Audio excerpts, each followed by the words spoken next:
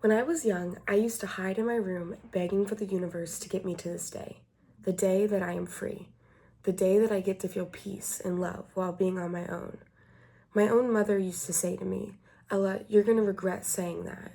However, I'm on year 2 of being moved out, and I still thank the universe for letting me get to this day. While I'm only 20, I'm experiencing love like no other, from my best friends to my roommates to my 2 dogs. This is a type of living I had always wished for. But I'm also at the point in my life where I'm constantly thinking, why did I become the person I am today? And how? Why do I not like my family so much? What happened to having a sister? Constant questions going through my mind. However, I'm now at the point in time where I can learn on my own the psychological reasons for becoming who I am today. One theory I've found useful in comparison to my childhood is Erikson's psychosocial theory. Erik Erikson, an American psychoanalyst, first developed these stages of psychosocial development that were important for children to reach. The 8 stages included trust versus mistrust, autonomy versus shame, initiative versus guilt, industry versus inferiority, identity versus confusion, intimacy versus isolation, generativity versus stagnation, and integrity versus despair.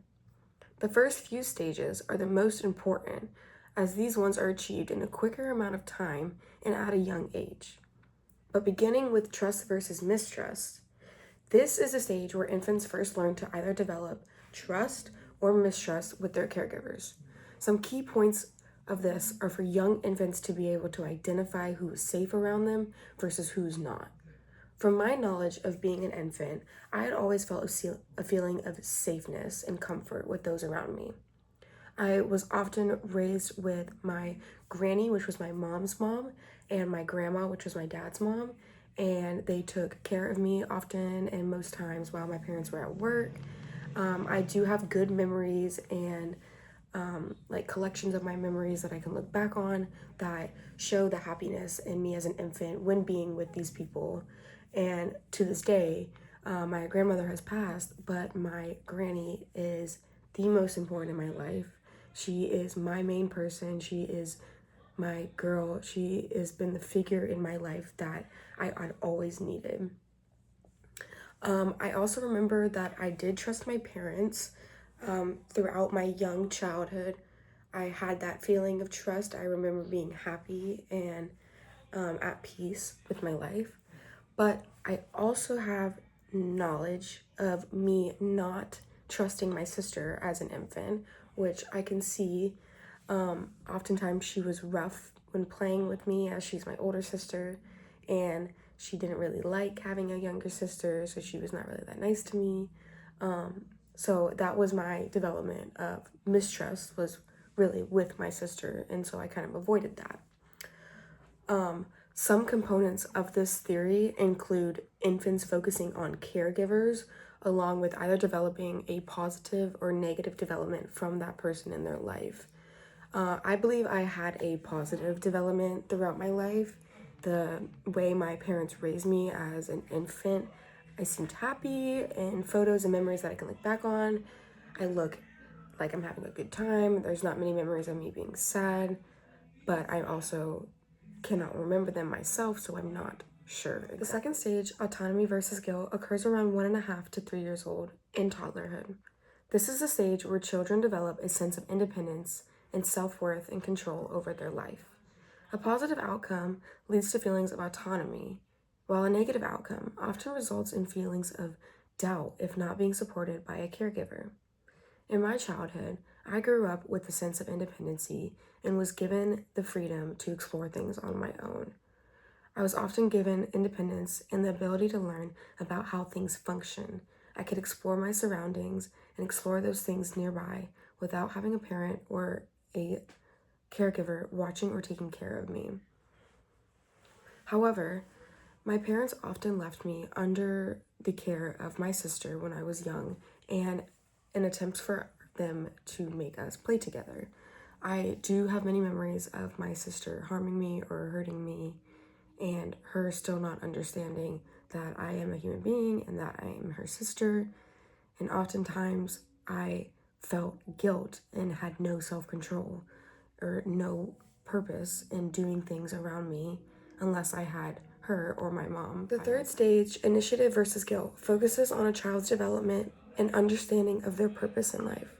Occurring from around 3 to 5 years old, preschool children begin to develop their desire to take initiatives and explore things on their own doing. On the other hand, the feeling of guilt also comes along with this, as a child's exploration may be criticized by their caregivers. This stage played an important role in my development, as I know as a child I was often shut down and told no or wait when wanting to do more. Not only from preschool but up to middle school, I was often told that I'm ahead and I need to slow down or keep up with the class. However, one criticism of this theory, or this part of this theory, includes that it doesn't account for cultural variations in a child's development. And I understand that, as some cultures may have things done differently at home, or the way they raise their children is specific and abides by their certain laws of government. However, the stage can't be applied to me. My family was never religious. I didn't grow up religious. I was never told to have religion implemented into my studies as a child. So this further questions why I was stopped or shamed for trying to succeed on my own when I was young. I have multiple memories of being in class and being ahead of the class and knowing more than what I should know, and I was pushed back to be along with the class, to be on pace instead of being fast and ahead. That was resolved when I was in 4th grade and I was able to enter a program that was for accelerated learners, and I got to visit a different school every week to expand my learning and learn further concepts that most students my age would not even know anything about. So that was solved, thankfully. And the next stage, being the 4th stage, accounts for children becoming teenagers. It's called industry versus inferiority. This stage includes a large gap, starting around 5 and ending at 13 years old.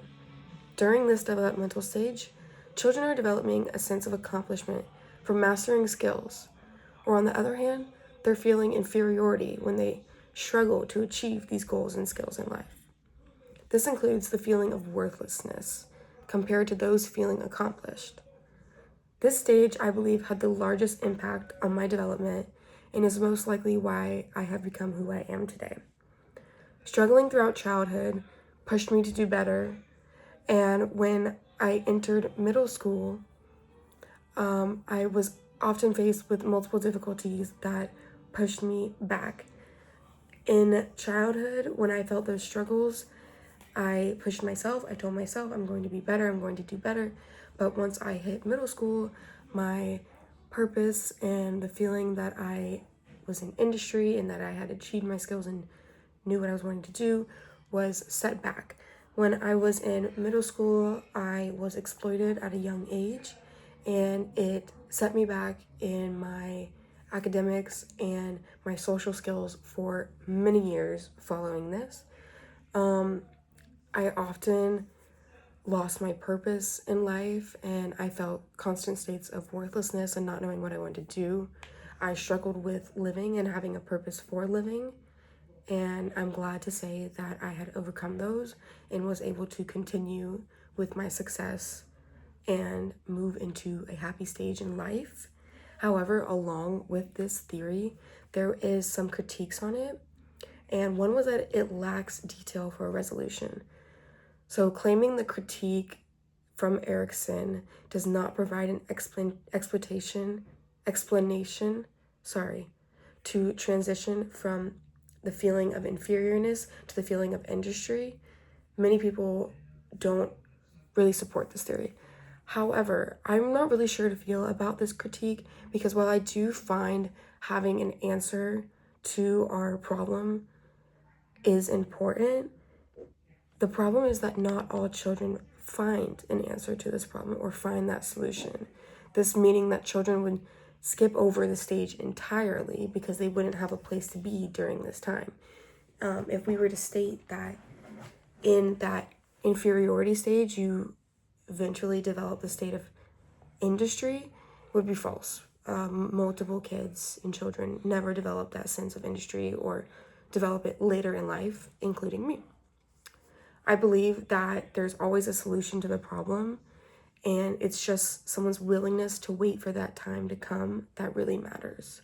In my circumstance, I'm finally able to start feeling that sense of industry as I'm becoming someone for myself. I was able to escape my environment and find a solution on my own while also moving on to the next stage of my development, which is the identity versus confusion stage.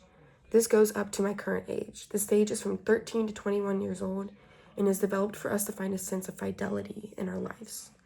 In this stage, we begin to question who we are, along with exploring our independence and what we have around us. On the other hand, we may face confusion in this development, leading to a week of senselessness and impulsiveness. I've developed into adult stages, and I have mixed back and forth between identity versus confusion. As it ranges from 13 to 21 years old, that's a large gap. You have a lot of time to switch back and forth or to hopefully stick to one part of the stage identity. But the confusion is what makes us who we are today.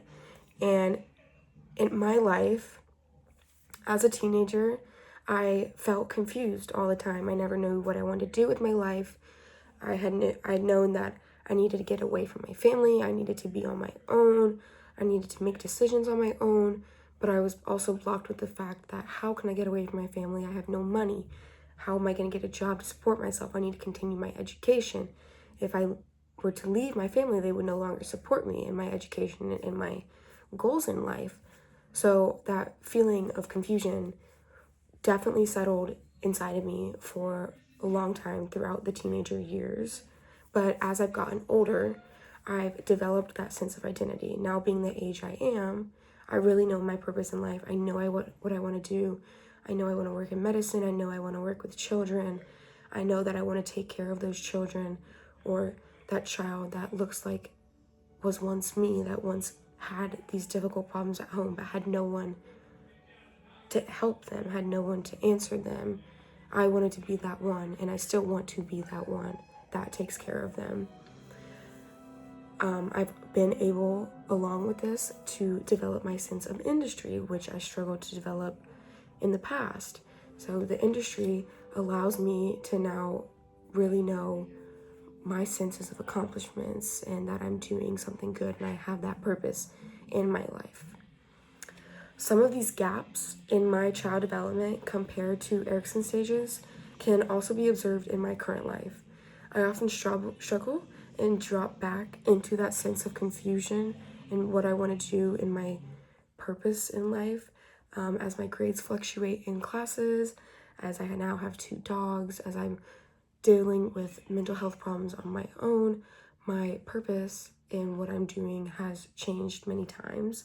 I've stuck to that sense of wanting to help, wanting to be in the medical field, wanting to work with children, but my point of view on how I want to get to this success has shifted overall. In the end, Erickson's psychosocial stages include key stages in a child's life that impacts their social skills growing into adults. Erickson's stages focus on how we, as a child, develop trust, autonomy, and a purpose in life. And then he compares this to the lower halves and those things that we need to overcome in life. His stages reflect my growth and development as a child and have helped me understand why I am the way I am today. Thank you.